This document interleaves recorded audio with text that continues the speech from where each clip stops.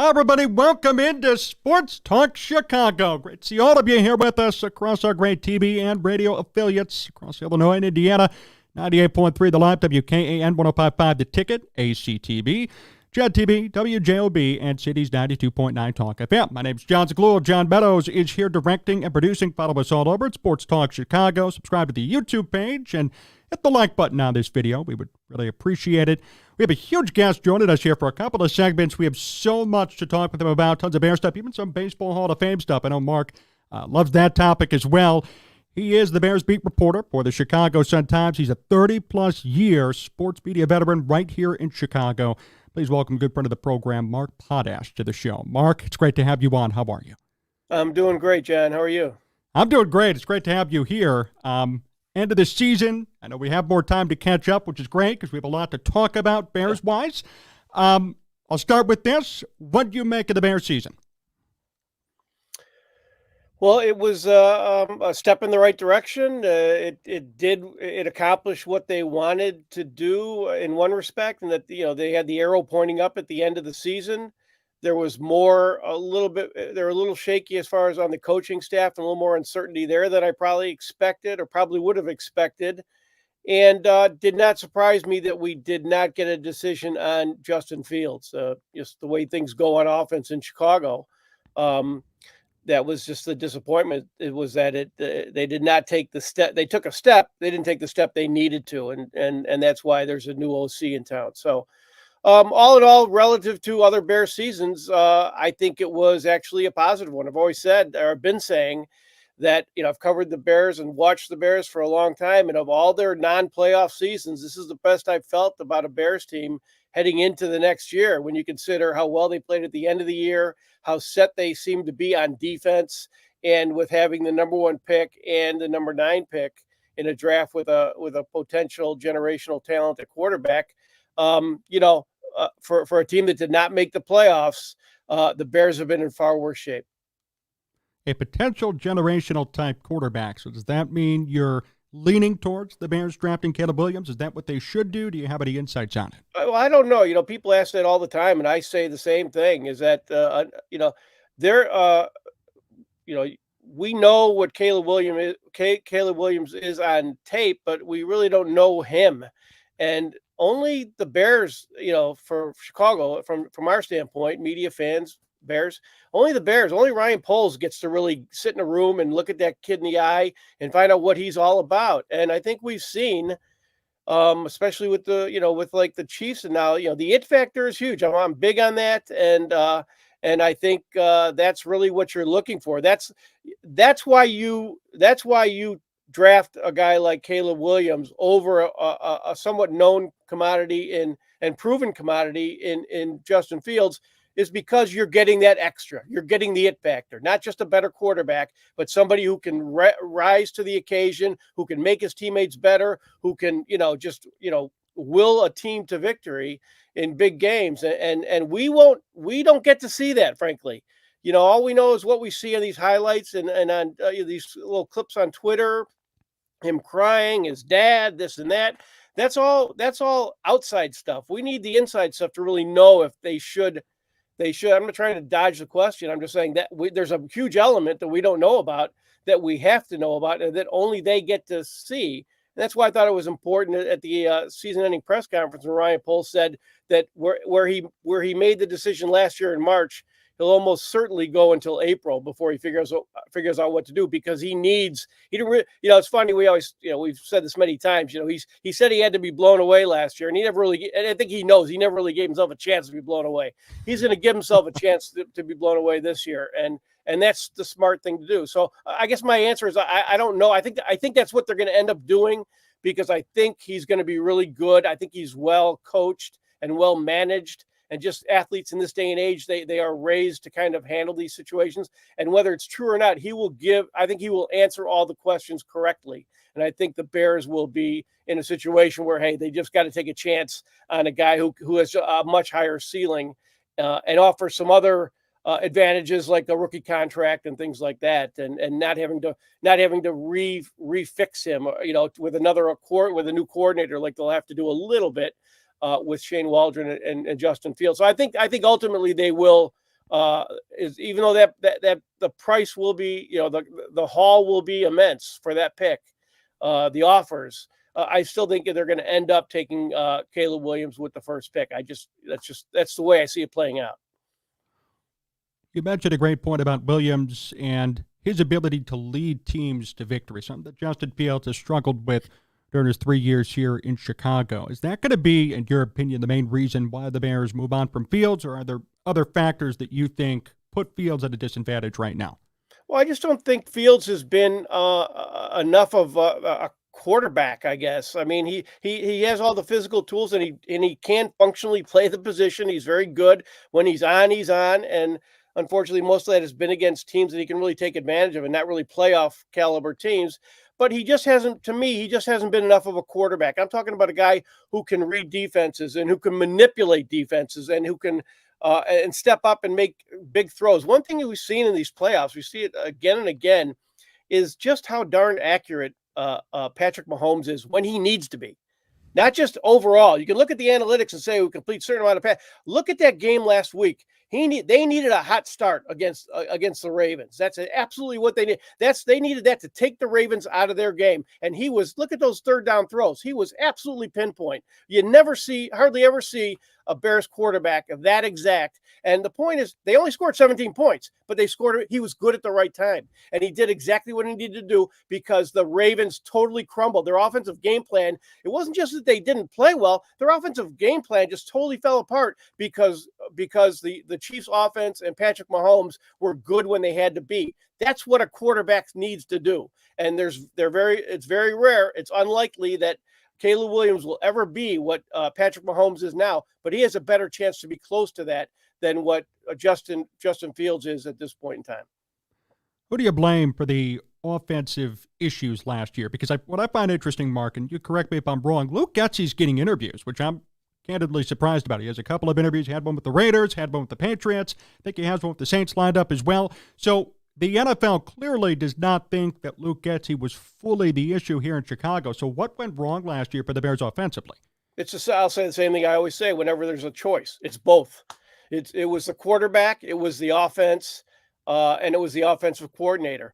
Luke Getsy did some good things. The Bears, they led the league in rushing without Justin Fields rushing for 1,000 yards. I think I figured it out. If you take out the quarterback of every team, the Bears running backs were 10th in the NFL in rushing. That's pretty good.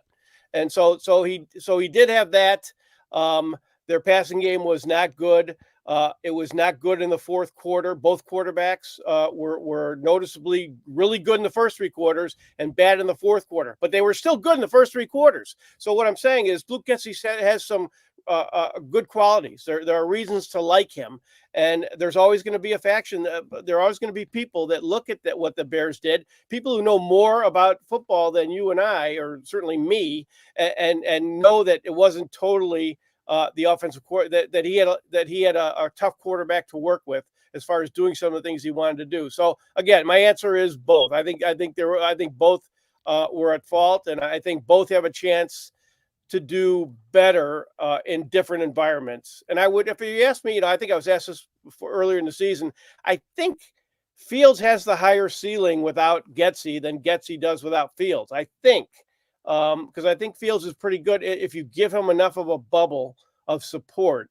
I think his skills are so good that, like I said, he can win an MVP. He can beat Cam Newton for a year, and he can take a team and win the Super Bowl if he's in the right environment. It was just not going to happen in Chicago because Chicago is just not a place where they do very well in offense. Their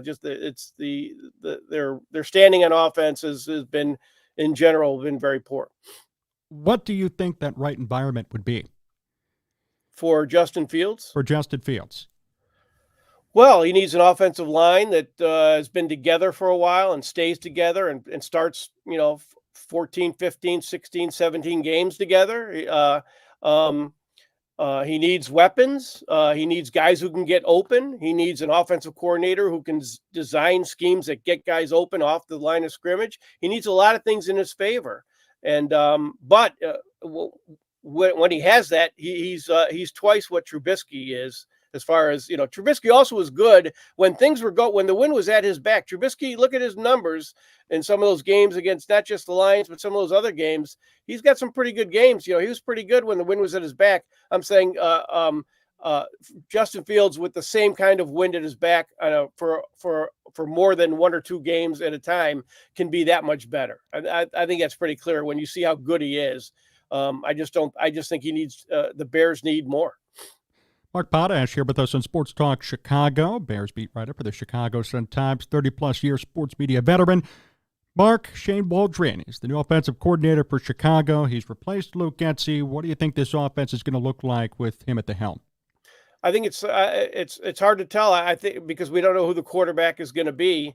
The Bears like to be a running team, run first team. But I think Shane Waldron's offenses are often pass first, or you rely on a lot of passing. So I don't know how that is going to work out with whoever the quarterback is. I'll be honest, I stay away from a lot of this stuff in the offseason because I just don't know. I think it's too hard to predict what one guy will do what he's done somewhere else. All I really know about Shane Waldron is he's got the Sean McVay seal of approval. He's been hired by Belichick. He's been hired by good people, Pete Carroll. So I go by that. And as long as they have that and they have proven something, not just don't mean to pick on Matt Nagy, but he had the Andy Reid seal of approval and the Andy Reid tree, but he hadn't proven anything. Shane Waldron at least has called plays. Okay. He's run an offense that, had problems against good teams, but was still good and got them to the playoffs. So, I think that's good, but I'll be honest. I could not give you a detailed analysis of what I think he's going to do. I think it's tough for even the guys who think they know to do that, to tell you the truth, because I think, like I always say, these guys, from players, coaches, they're not as modular as you would like them to think. Like, I always say, like baseball players are moving a guy in from one lineup to another. It's just not the same thing. There's so many different moving parts that you just don't know if what he did in either LA or Seattle, if he's going to be able, if the situation is going to be right. That's why so many guys, so many good people fail in the NFL. Did you think it was odd that the Bears technically don't have a quarterback lined up? They kept their head coach and they hired a new offensive coordinator. It seems a little bit weird to me from the outside. Yeah, no, I think that is a problem. I think that's not I think it's a problem you can overcome if you get the right quarterback and you get the right combination.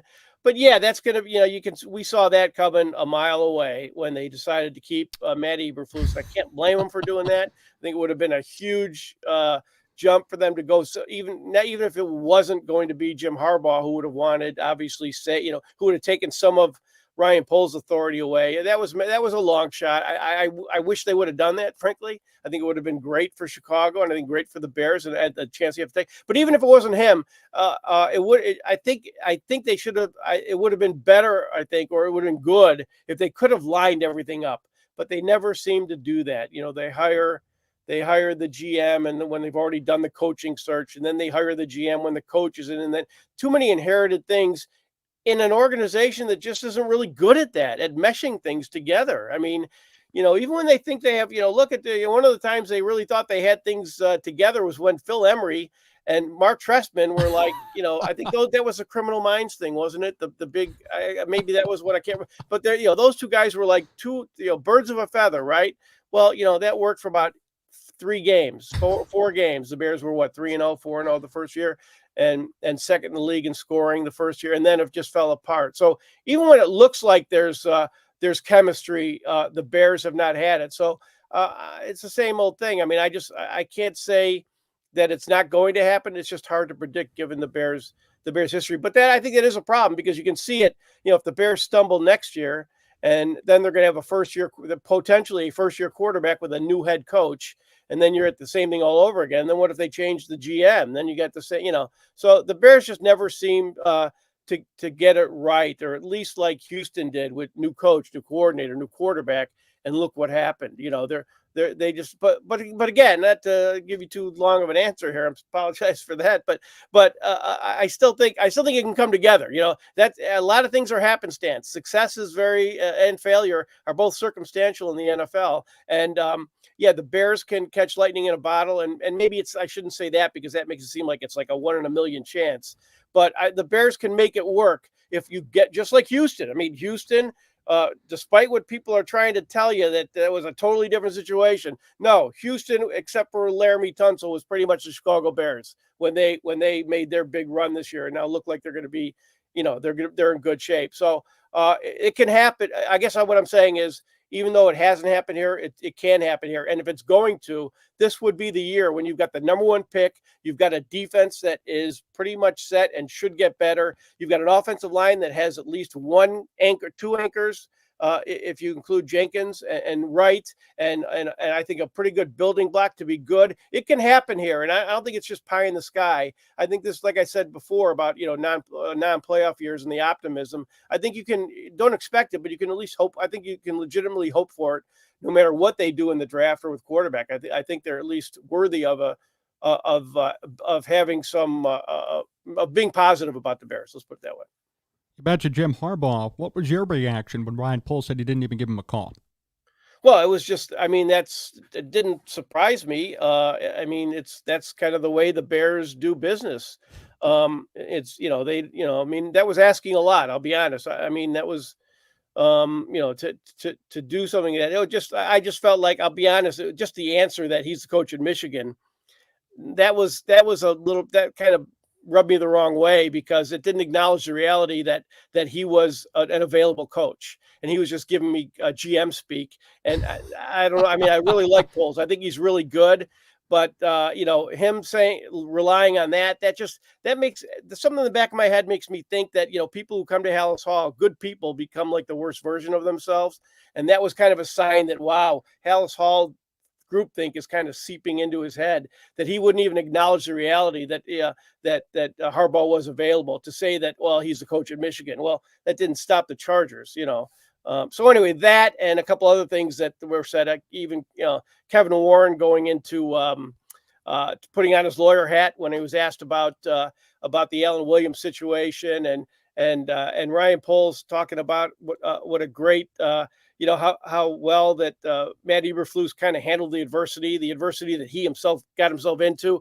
Those are kind of 2 or 3, 4 examples of Hallis Hall becoming people becoming a part of Hallis Hall, and kind of the same old thing. So I don't think it's going to be. I think I'm kind of nitpicking a little bit, but I can't help but think about those 2 or 3 things I just mentioned, and saying, wow, it's kind of business as usual at Hallis Hall. I'd be a little concerned about that, but I will say this: I'm not putting Ryan Poles down. I think he's really good, and I think he made a great deal for the number one pick, and I think he put himself in a really good position. He was fortunate, but I think he did that, and I think overall, when you add up right now the first 2 years of his ledger as far as acquisitions, he's had some misses, but his hits have been pretty good, and I think he has a lot of potential to grow into the job. But I guess what I'm saying is that press conference, there were 2 or 3 red flags that I'm sticking in the back of my head for the future, if things, as they sometimes do or often do at Hallis Hall, go awry. Often. That's the word right there. Not sometimes, often. You're 100% right. Mark, we're going to be right back. Mark Potash will join us for segment 2. More Bears talk and Baseball Hall of Fame talk coming your way next here on STC. Sports Talk Chicago. Here with Jon Zaghloul, John Meadows directing and producing. Great to be on all of our great TV and radio affiliates. 98.3 The Live, WKAN, 105.5 The Ticket, ACTV, JTBW, JOB, and Cities 92.9 Talk FM. We had a lot of Bears talk in segment 1, and we're going to have more here in segment 2, as we have our guest joining us for another segment, Mark Potash. He's the Bears beat writer for the Chicago Sun-Times, and he's covered Chicago's media for Chicago sports for 30-plus years. And Mark, it's great to have you back here for the second segment. We were just talking about Hallis Hall and what the Bears have done in 2023. And maybe you can answer this question for me. Based on everything that we saw throughout this season, there was so much chaos. There were things going on off the field, things that didn't really go amazingly well on the field, like the 3 blown leads inside the fourth quarter, the things that were historic for the Bears in terms of losing. Why did they decide to bring Matt Eberflus back? Well, I guess because that's Ryan Poles' guy, and I don't think Ryan Poles, after year 2, wanted to wasn't ready to admit a mistake or acknowledge it or say it was a mistake, and I think he was looking for reasons to keep his guy. The comparison I use is the 2012 when Phil Emery was in his first year and had Lovie Smith. Lovie Smith wasn't his guy, and the Bears went 10-6, and he fired him. Well, Phil Emery was looking for reasons not to fire his guy. Ryan Poles is looking for reasons to keep his guy. And in year 2, I get it. I mean, I always say, the year 2 of Eberflus was much different from, I think, year 3 of Nagy, when the Bears were already on the way down, and they kept him in that year. And I don't think it's a similar situation. I get it in year 2. I kind of think in general, I mean, I know I'm saying two different things when I said, oh, they should have hired Harbaugh. But on the other hand, overall big picture, I'm more in favor of more giving coaches more a longer leash in general. I think I know that's kind of old fashioned, but boy, I keep a chart of all the coaching hirings and how long they last. And man, there have been like 15 coaches just in the last 3 or 4 years who have lasted not even gotten 3 full seasons. So anyway, I don't mean to get too far off track, but I think in general, coaches should get a longer leash. So I get that. So I get that's why he kept them. I guess the thing with Eberflus is he hasn't really done much as far as a head coach. And right now, to me, his strongest suit, frankly, is that he's a good defensive coordinator. That's his biggest thing he's got going. The one thing he did was, I mean, that when things did go wrong, he kept the ship together. He was good. I mean, and that's to his credit. But as far as all the other head coach things, he had lost two, fired coaches. I mean, there's been coaching, the assistants, all sorts of things.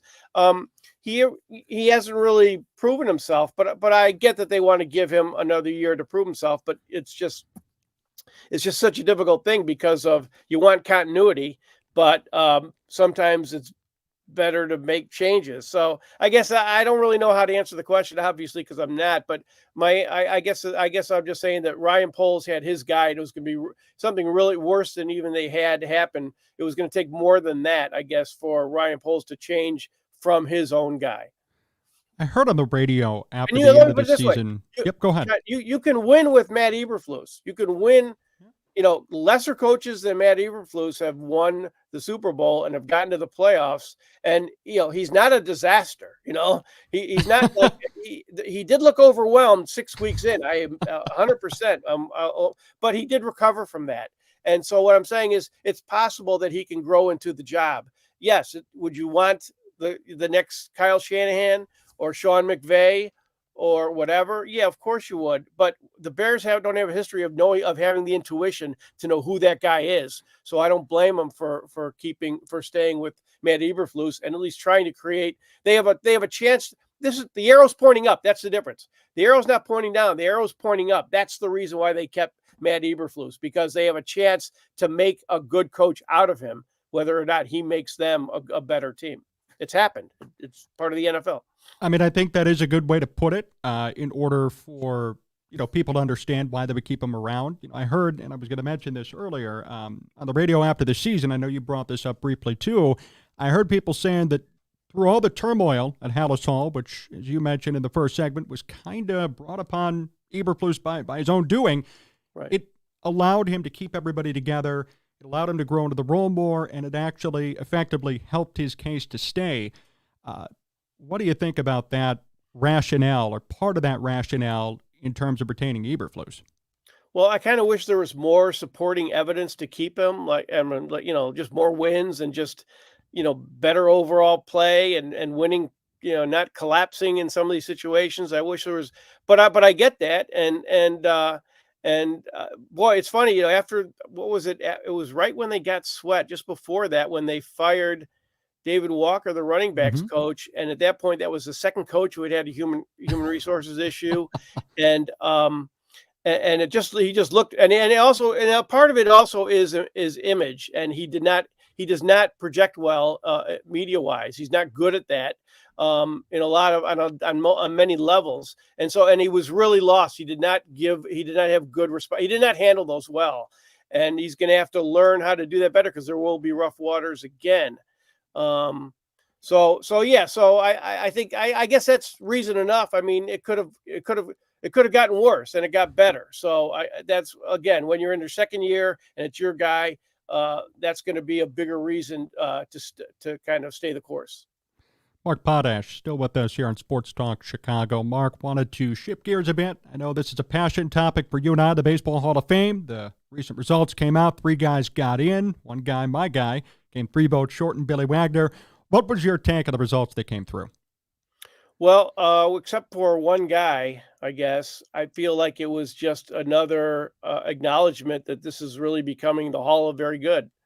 I And love it. it really is. And when I say that, I can't remember how I put it. I think I said it has become the Hall of Very Good, but not intentionally, but almost organically or naturally, because the more players you enter in the Hall of Fame, with every player who comes in after a while, when you pick it every single year, it widens the pool of players who are almost as good as that player. And so naturally, there's going to be a dilution of, the very first one was 5 absolute Hall of Famers, Ty Cobb and Babe Ruth and Christy Mathewson in that group. And those were guys, all-time greats. Now we've got, instead of all-time greats, now we're getting guys who are the best of their era.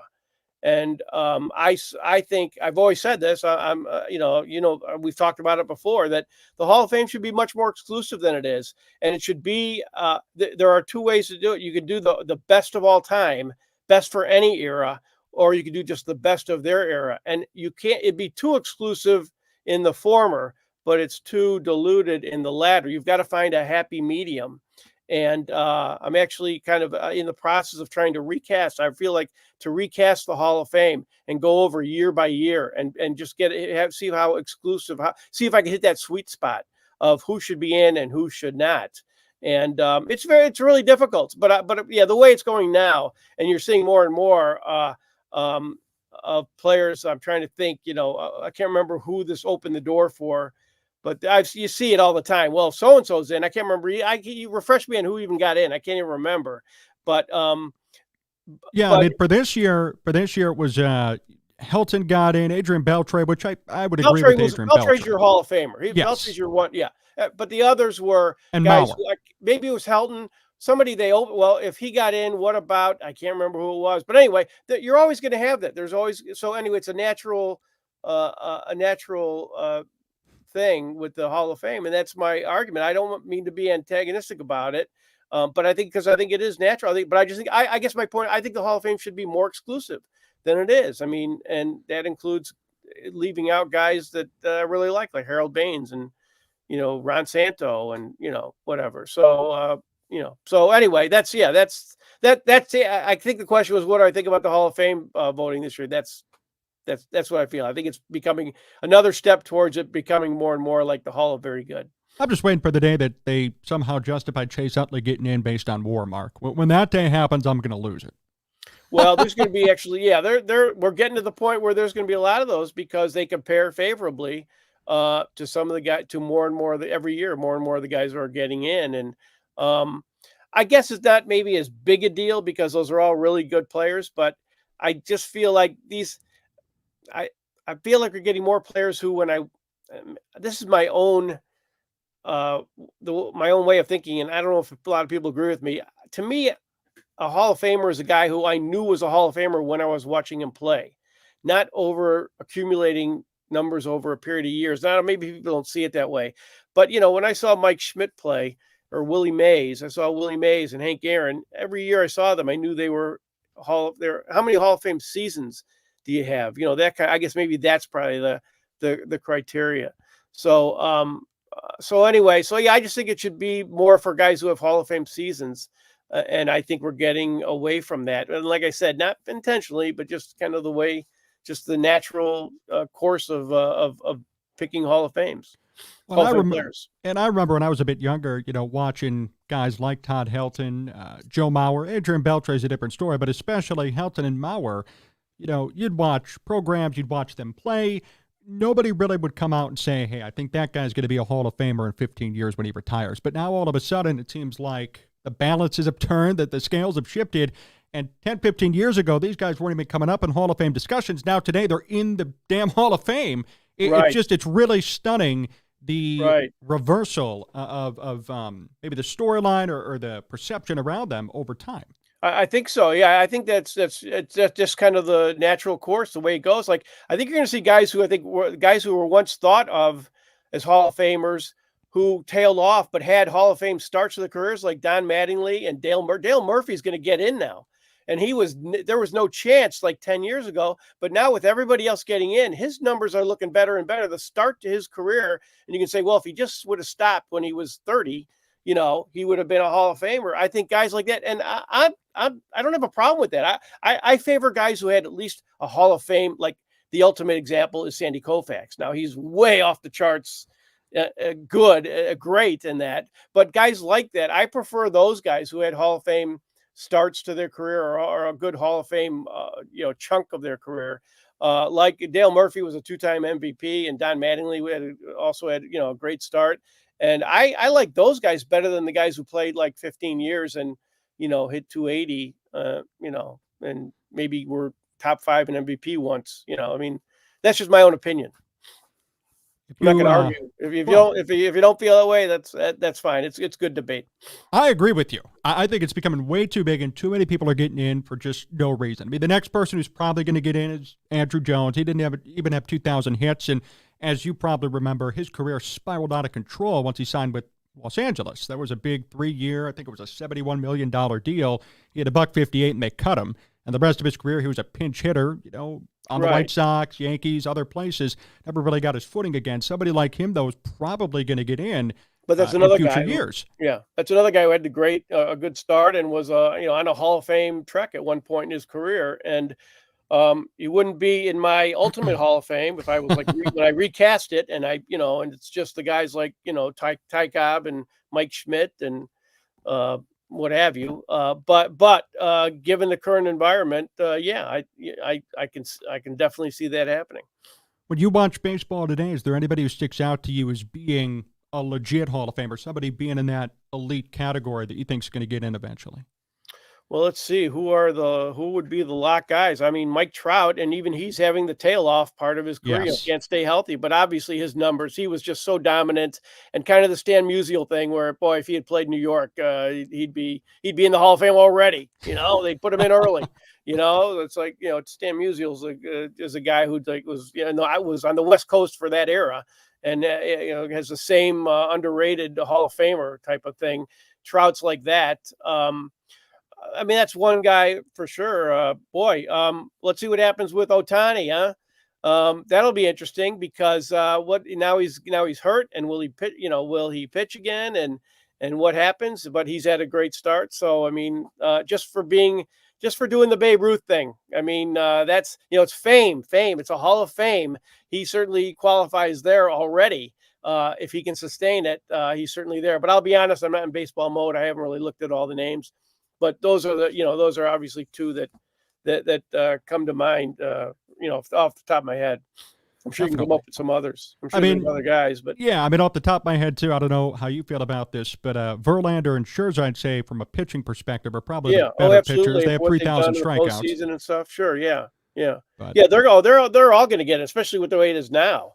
What you got to look at is how many guys who maybe you don't think of as Hall of Famers. Who are going to end up with numbers, or Nolan Arenado. He'll be in there, right? I mean, look at with his defense and offense and all the big numbers he put up in Colorado. That's the other thing is when you look at some of those, Helton, another guy who got in with some of those inflated numbers. Now, I think Helton, he even had like an over 800 OPS on the road. So he's legit in my opinion. It's not like the guy who's the guy who won the batting title. I can't remember his name, from Colorado. But anyway, hit like 400 at home and 200 on the road. I think it was Charlie Blackmon, right? There you go. That's what it is. Yeah, there you go. Look at his home road splits. Anyway, so you'll see. Arenado's going to be. He's in. He's legit. Not. I don't think all time great, but the best for his era by that standard. Absolutely. He's in. So that's another one. There's a lot. That's why we're talking about this, is because there's really more guys than we know who are going to be in consideration. But again, the whole issue is just how bloated is the Hall of Fame, and I'd say very. And it's a tough argument to make because you're denigrating people who really had great careers, but it's a Hall of Fame for a reason, and how much exclusivity should there be? I think there should be more than there is. Well, I love the argument, and that's going to be the line of the night for me. Who do you not think's in the Hall of Fame, or who do you not think should be in there but will get in eventually, right? Like, we're sitting here watching baseball today, looking around and thinking, oh, yeah, who cares about that guy? Kind of a blip on the radar. 10, 15 years later, they're going to be in the Hall of Fame. We're going to be wondering what the hell happened. So. Well, the other thing, John, is that the game's changing. That's true. And so that's really difficult. And I'm older, so I really don't even have a really good grasp. I'll admit that 100%. I really don't have a good grasp of what it means to be 12 and 13 and win the Cy Young Award and stuff like that. And even offensive numbers and stuff. And a lot of things are skewed. There's another thing I kind of go by, looking back at like some of the steroid numbers and stuff, is like not just having like 40 homers, but how many times were you in the top 5 in the league? That's one of the things about, like, talk about analytics. Well, one big key is analytics, like OPS plus, ERA plus. That's a measurement against the rest of the league. I think that's probably the biggest thing, is how many years were you in the league leaders? That's why Ron Santo, I think, is a better Hall of Fame candidate than people give him credit for. You look how many times he was in the top 10. He played an era where there weren't a lot of 40 home run guys, and you look, he was in the top 10, and you look it up, and in RBIs and home runs, and even that's a guy who led the league in triples, he was up there. He's had triples and home. I mean, that's a guy who's been in top 5 in several categories. I think that's should be more of the standard, is how many times you were among the best in the league, and how many times you're like in top 5 in MVP and stuff. And I don't know, maybe they do use that as a measurement more than I think, but I would lean more towards that than a lot of raw numbers or anything that's really accumulated. Mark, before we finish up today, last question, I'm going to go back to the Bears here, and I'm putting you on the spot, so forgive me if it's a little bit too personal of a question, but what do you think the toughest question was that you asked at a Bears press conference this year? The toughest one? Yes. Boy, that's hard to say. Probably just the most recent one was asking Ryan Poles if he talked to Jim Harbaugh when Matt Eberflus is sitting right next to him. I got to deal with Matt all next year, and he'll know I'm the guy who thought he should have been canned. Or thought they could have done better. So Matt's a good guy, so I don't think he's going to hold it against me, at least not outwardly. But yeah, that was kind of the most awkward thing.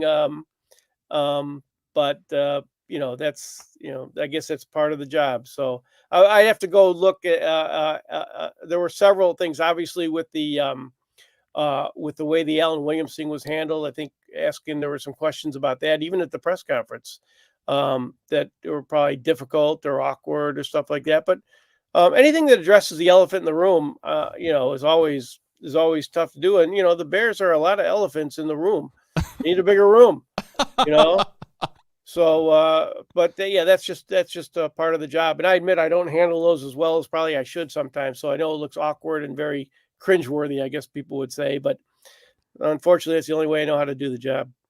I don't think they're cringeworthy. I think they're great, personally. That's why I love having you on, because you're telling the truth, man. You're coming on here and you're talking about a lot of different things, and I always value and appreciate your opinion, and always value and appreciate having you on the show. Mark, thank you so much. Always appreciate it. I appreciate you having me on. We're going to be right back. We got more Bears talk coming up. Stay with us here on Sports Talk Chicago. Thank you so much, Mark. Okay, we're good? Yep, we're good. Okay, thanks, Chad. Appreciate it. Good luck to you.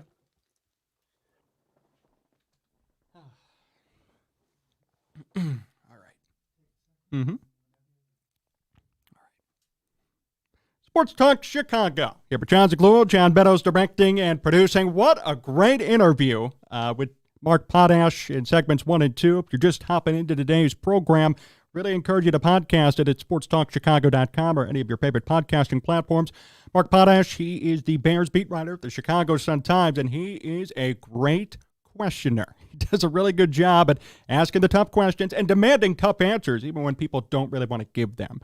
Mark was great in terms of discussing the Caleb Williams and Justin Fields debates and Baseball Hall of Fame stuff, which is always fun to talk about if you're somebody like me. It was a really great interview. I certainly appreciate his time. And again, make sure you go back and podcast it. You can also watch on YouTube at Sports Talk Chicago and find the entire interview, the entire live stream of today's show right there at your fingertips. Go to YouTube, subscribe to the channel, and hit the like button. You can find it all right there. We appreciate you tuning in on all of our great affiliates, 98.3 The Life, WKN, 105.5 The Ticket, ACTV, Gen TV, WJOB, and Cities 92.9 Talk FM. Last segment of today's program, Justin Fields and Caleb Williams. And this is an article that I've been waiting to discuss. I discovered this a couple of days before we recorded. I figured, okay, if no big news breaks, this is something we have to talk about. Now, the title of the article I love. Applying logic to the Bears QB dilemma. You know, a lot of people out there, unfortunately, don't have logic when it comes to this situation. They have feelings. They beat their chest for a certain person because they love them, and that's okay, as long as you admit your biases in the beginning and say, hey, look, I'm a Fields fan. I'm not actually providing legitimate analysis, right? If you're a fan and you come out and say it, I got no issue with that. But if you're going to sit here and provide me a legitimate analysis and tell me, hey, here's why the Bears should keep Fields, here's why he is better than Caleb Williams, or here's why he will lead the Bears to a Super Bowl, then I'm going to have to stop you right there. Because some 10-29 quarterback who's done absolutely nothing in the NFL is not going to convince me that the fourth year is finally going to be the year. You know what's really funny, too, on a separate note? And I mentioned this to Mark during the interview. Luke Getsy's getting interviews all across the NFL. Not joking. He's had 2 with New England, 2 with the Raiders. He has one with the Saints coming up this week. So clearly, the rest of the National Football League thinks he's an asset. Pretty funny. Yet it's only here in Chicago, inside this vacuum, inside this bubble of media and fans and people getting overly passionate about something that they don't really understand. It's only here that we got people actually saying, Luke Getsy's the problem, fire him, he's horrible, I hate him. Everywhere else around the league, he's getting interviews, he's getting opportunities, he's respected. Yet it's only here that he gets run out of town and just doesn't work out. Now, am I going to say that Luke Getsy is an amazing offensive coordinator? No, I'm not. Last year was partially his fault, but clearly he was not working with a suitable quarterback either. All I'm saying. And the fact that he's getting interviews with 3 other teams, potentially even more, goes to show a lot about his perception around the league, around football. He is a respected offensive mind, whether you like it or not, whether Bears fans like it or not. He is respected. He's legit. And if you're getting interviews with New England and the Raiders and the Saints, he's legit. Sorry, if you don't like it, then too bad. It's true. And go talk to those other teams and tell them why they shouldn't hire him. Because I guarantee you this, one of those 3 teams will hire Luke Getsy. And I'm not going to sit here and freak out when they do. In fact, I'll say, yep, makes sense because he's a respected offensive mind. It didn't work out here, but look who he was paired with. Look at his quarterback. It's both of them. It's both of them. That's why it didn't work. It's not only Luke Getsy. And oh, what a horrible situation Fields was put into. Nope. Because Luke Getsy's respected around the league as evidenced by all the interest and all the interviews he's getting. It's not just one here or there, a blip on the radar. He's had 3 teams interview him about offensive coordinator positions. Not passing game coordinator, not quarterbacks coach, legit offensive coordinator play calling situations, which goes to show that these 3 other teams, and potentially more, respected him as a play caller. See, when you apply logic to the situation, you clearly realize something's not right compared to what Bears fans are telling you. He's a horrible play caller. He screwed Justin Fields. He sucks. Well, then why are 3 other teams wanted to hire him for his play calling abilities? Why is that even happening? If he was such a bad play caller, why is he not going to become a QB coach again, or a passing game coordinator, or some wide receivers coach, something else besides offensive coordinator calling plays for 3 distinct, and one of them especially, valued franchises in the Patriots? I know the Patriots had a bad year, but nevertheless, they have hired Jared Mayo. That's going to be their new head coach. They promoted from within. I don't think the Patriots are going to be horrible next year if they figure out their quarterback situation. So I want to cool the talk and cool the yelling and the crying about Luke Getsy because it makes no sense. It makes no sense. My goodness. So anyway, here's this article here talking about logic to the Caleb Williams and Justin Fields situation. In this article, there's a tweet. I'm a Bears fan. I'm also a fan of the players around the league. I will root for whoever the QB of the Bears is in 2024. I will also root for Justin Fields to have a successful career no matter what team he's on. We can have civil discussions without having civil war. You know, I really like that sentiment, and I think that's the way that it needs to be approached moving forward.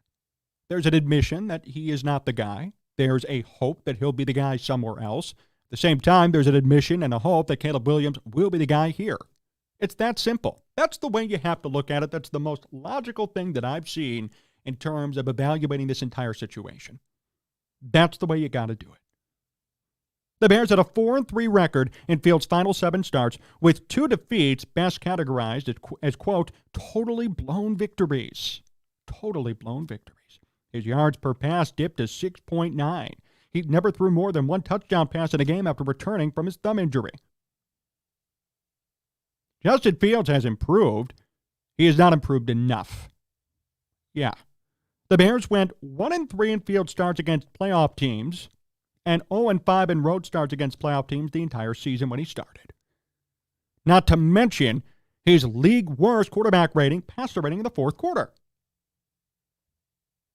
How do you justify this? That's my question. I'm not trying to be even argumentative. I'm genuinely asking, could somebody explain to me how you justify those numbers? How do you justify going 4-3 in your final 7 games, 1-3 in starts against playoff teams, 0-5 in road starts against playoff teams? How do you justify that? How do you justify 6.9 yards per pass? Well, it's Luke Getsy. Okay, how many times did Justin Fields run when he should have thrown? How many times did he take sacks when he shouldn't have taken them? How many times did he turn the ball over in key situations? You can't just blame Luke Getsy. And the league isn't blaming Luke Getsy. They're giving him opportunities. They're giving him interviews. They might hire him. They might hire him to be an offensive coordinator. You cannot just blame Luke Getsy and then cry about it and say Justin Fields got a raw deal. You can't do it. And these numbers are damning in terms of Fields. 1-3 in field starts against playoff teams, 0-5 in road starts against playoff teams the entire season. 4-3 when Fields started in the last 7 games. Not good enough when you're playing easy teams to beat. Sorry. I'm not saying that this is a Caleb Williams fluff piece and that they have to keep Caleb Williams. That's not even what I'm saying. What I'm saying is this, though. You cannot sit here and tell me with a straight face that Fields is definitely the guy and that he's proven enough to be that. This guy's still never thrown for 3,000 yards. Talk to me when he throws for 3,000 yards. Then talk to me again when he gets to 4,000. We don't have 10 years to determine whether or not he's ever going to get there. I'm sorry. We just don't. The Bears have the number 1 overall pick. They have a decision to make, whether you like it or not. If they didn't have the number 1 overall pick, it'd be a whole different story. I'd rather them keep Fields than pick a quarterback in the 2nd round, bring him in, and then try to see and compete and develop. But when you have literally the top pick and you could take the most talented prospect out there, I don't blame anybody for going that route instead of sticking with Fields, trading for picks, and hoping that it works out and rolling the dice. Because, frankly, you are. And that if it does work out, you got to pay him a big, fat salary, big, fat contract for what? See? Just doesn't make sense. Doesn't make sense. And now I have more ammo. I don't even want to have more ammo. I don't want to have more ammo to critique these Field supporters. I really don't. It's not what I don't sit around all day just looking around trying to find more ammo on it. I have other things to do with my time. But now I have more. Never thrown for 3,000 yards in a season. Worst passer rating in the fourth quarter in the NFL. Near the top of the NFL in sacks and lost yards, near the top of the NFL and turnovers since his debut. And now, this past season, 1-3 when he started against playoff teams. 0-5 on the road against playoff teams all year in games that he started. The case against Justin Fields just gets worse and worse and worse.